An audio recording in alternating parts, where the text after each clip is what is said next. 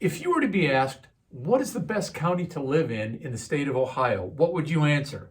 Would it be Cuyahoga? Would it be Franklin? Would it be Hamilton? The big three right there. Would it be Wood County, Stark County, Fairfield County, Delaware County? What would it be? Write your answer below and I'll check with you in just a moment. All right, if you've had time and you've written down Delaware County, you would be right. And that's according to a company called Data Plus in their survey compiled by a company called Stacker. So other central Ohio counties that made the top 25 in the survey are Fairfield, Union, Franklin, and of course Delaware came in the number one spot. Pretty nice.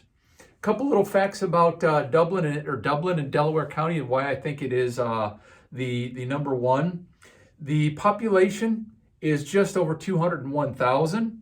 The median income is just a little bit over 106,000. Top schools are Olentangy Liberty High School, Olentangy Orange High School, Olentangy High School, and some of the top private schools are Genoa Christian Academy, Delaware Christian, and St. Paul. And according again to this survey, the top three places to live in Delaware County are Powell, Sunbury, and then the actual city of Delaware. Delaware, by the way, was founded by Moses Bixby in 1808. When he originally came from Massachusetts, actually Berkshire, Massachusetts, his original intent was to place the city on the east side of the Olentangy River. And then after some careful thought and reconsideration, he replotted the city to the western bank of the Olentangy River. And May 9th, 1808 really marks the beginning of the city that we now know as Delaware, Ohio. The residential and industrial market has flourished. Its proximity to Columbus, as well as its prosperity and growth, greatly influences today's economy. Delaware's history is carefully preserved in its many 19th century buildings and homes. What else is Delaware known for?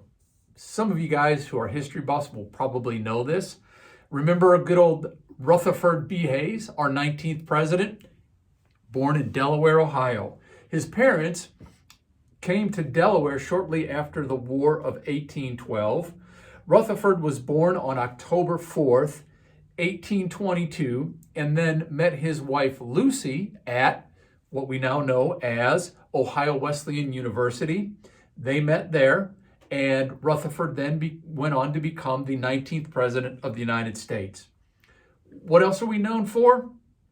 The Little Brown Jug. The Little Brown Jug is an internationally famous horse race for 3-year-old pacing standardbred horses hosted by the Delaware County Agricultural Society.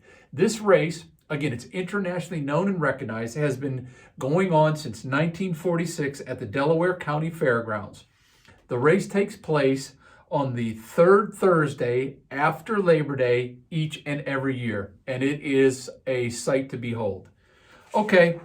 What in the heck does all this have to do with real estate and why I would want to live there? Well, here's some of the stuff. Let's talk a little bit about some of the housing, let's call them statistics related to year to date. So January 1st through today, which is the 29th of March.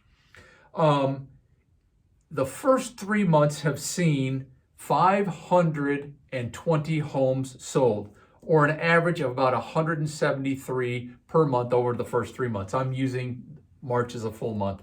The number might go a little higher, but for sake of argument, let's put it at 520. The number of homes that were sold in the price ranges, I have all that, and I'll link this little spreadsheet in my comment section so that you can see it. But most of the homes in Delaware County sold in the $300,000 to $400,000 range. There were 118 of those. There were also 119 homes sold in the $400,000 to $500,000 range. And just so you know, in the million and up, there were 14 homes that were sold in that category. So 520 homes sold first 3 months, on average about 173 homes per month.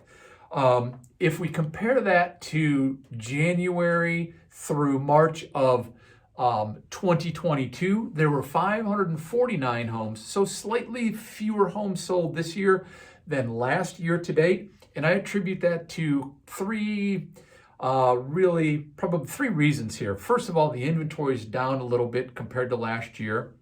The appreciation of the existing homes and people's hesitancy or resistance to put their home on the market. And then also, whether you want to admit it or not, the interest rates are much higher today. And I know there's people out there saying you're doggone right, they are much higher today than they were a year ago. I mean, we're 6.5, 6.6, 6.7 right now. Last year at this time, we were in the 3 range. So you put 2 and 2 together, and the market's just down a little bit. Let's talk a little bit now about the number of homes that are actually for sale as of today. There are 253 homes for sale, and most of the homes are clustered in the $400,000 to $500,000 range. There's 45 of those for sale. In the $500,000 to $600,000 range, there's 54. And then in the $600,000 to $700,000 range, there's 50 homes for sale. And for those of you that are interested, we also have 24 homes that are more than $1 million for sale. So what all this means is we have about 1.4 months of inventory for sale. Okay? And it's not all that news is the greatest, right? But there is room for a little bit of optimism, especially if you're a seller. It's still your market. You'll most likely be faced with multiple offers. Make sure that you select the offer that suits your housing and your financial needs the best. Housing, you need to make sure that you can stay in your home until you have another one or until you've made arrangements to move and all of that taken care of. Work with your realtor very closely to make sure that there are no gaps in housing. If you're a buyer, it's a little bit less optimistic, to be bluntly honest with you. And I say this, be prepared to be prepared. You'll likely be faced with competing offers, many of which will be above the asking or the list price. You'll probably have to offer on more than one home before you get yours. In order to be ready, make sure that you have a pre-approval letter. Be prepared to waive the home inspection and any remedy that would potentially come with it. Be prepared to offer above the asking price. Be prepared to make a decision right away.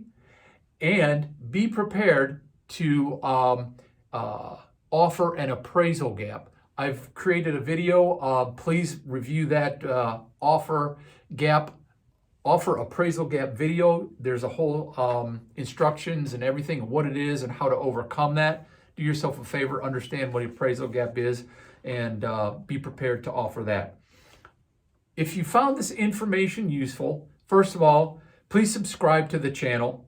You'll be alerted to new videos and other informative content like this.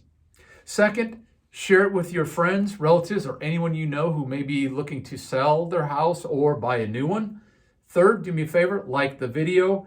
And fourth, I'll give you 2 videos. Watch the one that talks about the appraisal gap. That could be very pertinent to the next home that you purchase. And also watch another video that I've prepared. It's called Avoid the Catastrophe. Don't wait until later to buy a new home. Homes will most likely never be cheaper or less expensive than they are today. Thanks for listening. Have a great rest of the day.